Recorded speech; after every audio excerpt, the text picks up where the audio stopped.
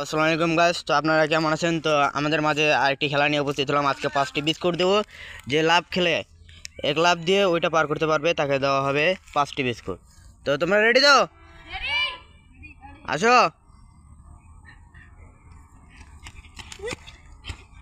ও না, সে পার করতে পারিনি। তো আমরা দ্বিতীয় জনকে দেখবো।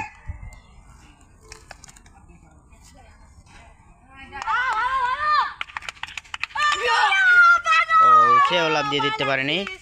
আমরা তৃতীয় জনকে দেখি। তৃতীয় জন প্রায় কাছাকাছি চলে গেছিল।